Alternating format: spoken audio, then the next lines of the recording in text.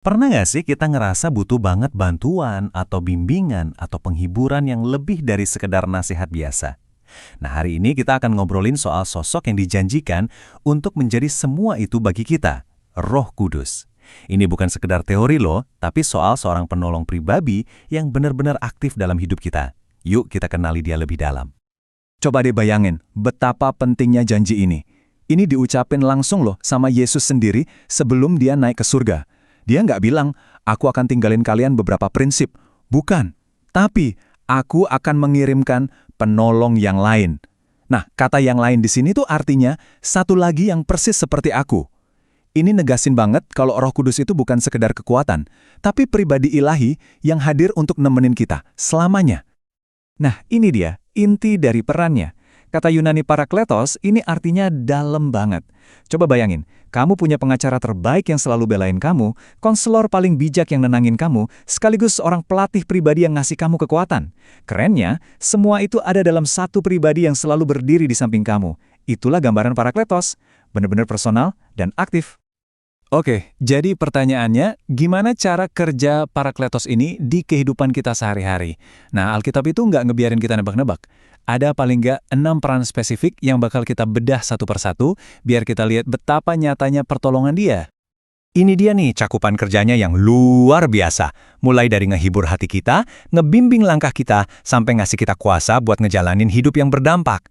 Setiap peran ini tuh kayak undangan buat kita ngalamin dia secara nyata. Yuk kita mulai dari yang pertama.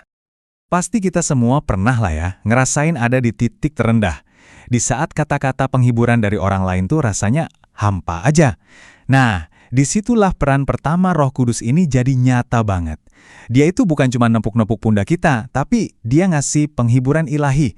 Semacam kedamaian yang rasanya nggak masuk akal di tengah-tengah kekacauan hidup. Dan ayat ini ngegambarin dengan jelas banget betapa dalamnya penghiburan itu. Pernah nggak kamu ngerasa hancur banget sampai bingung mau doa apa? Sampai kata-kata aja nggak keluar. Nah, ayat ini bilang, justru di saat-saat kita paling lemah, Roh Kudus sendiri yang jadi perantara buat kita. Dia yang nyampein keluhan hati kita ke Tuhan dengan sempurna.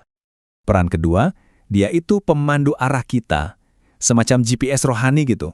Di zaman sekarang di mana kebenaran bisa terasa abu-abu banget dan bikin bingung, Roh Kudus itu berfungsi kayak kompas di dalam hati kita.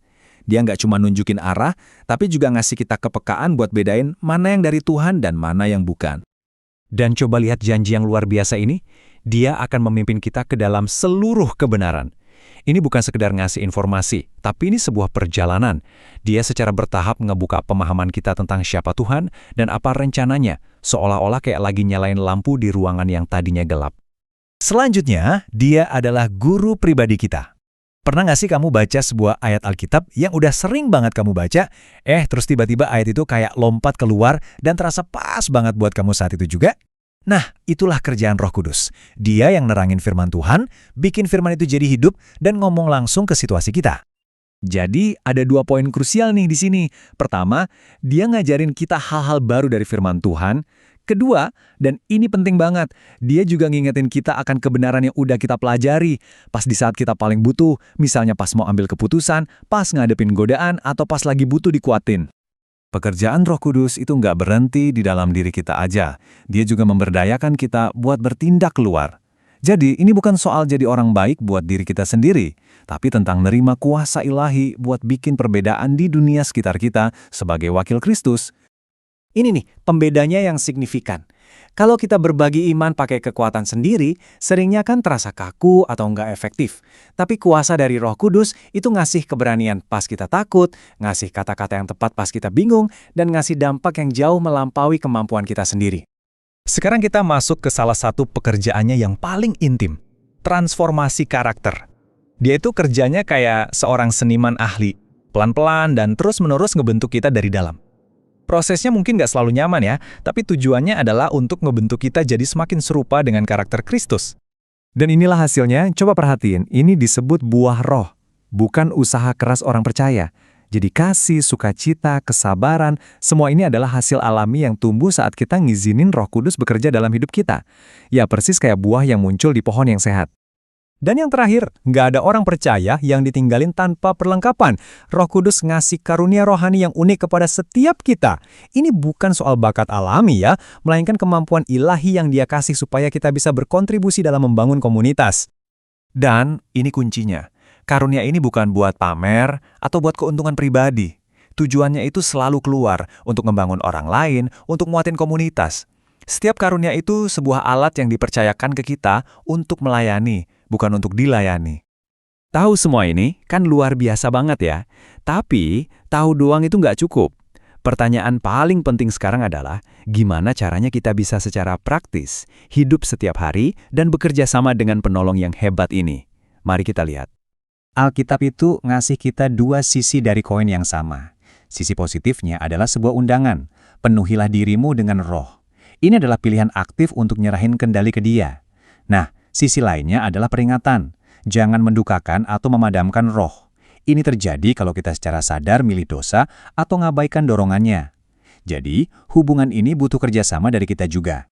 Dan sekarang, kita sampai di salah satu aspek peran Roh Kudus yang paling ngasih kita kepastian. Pekerjaannya itu bukan cuma buat ngebantu kita hari ini, tapi juga untuk ngejamin masa depan kekal kita. Ini adalah fondasi dari jaminan keselamatan kita. Ada dua gambaran yang luar biasa di sini. Pertama, dimeteraikan. Bayangin deh, sebuah dokumen penting yang disegel pakai lilin oleh seorang raja, itu nandain kepemilikan dan keaslian. Nah, kehadiran Roh Kudus itu adalah meterai Allah atas hidup kita, yang bilang, engkau milikku.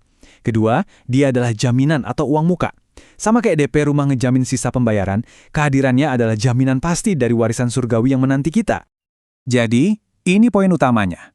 Jaminan keselamatan kita itu nggak tergantung sama perasaan atau perbuatan kita, tapi pada fakta kehadiran Roh Kudus dalam hidup kita. Dialah bukti yang tak terbantahkan bahwa kita adalah milik Allah. Bukan karena kita hebat, tapi karena anugerahnya yang luar biasa. Dan kita akhiri dengan pernyataan yang mendalam ini. Tanda sejati dari seorang anak Allah itu bukanlah kesempurnaan, tapi kesediaan untuk dipimpin oleh Roh-Nya. Jadi, pertanyaan untuk kita renungkan adalah, apakah kita membiarkan penolong kita membimbing, menghibur, dan mengubah kita setiap hari? Karena disitulah letak kepastian dan sukacita yang sejati. Terima kasih sudah menyimak.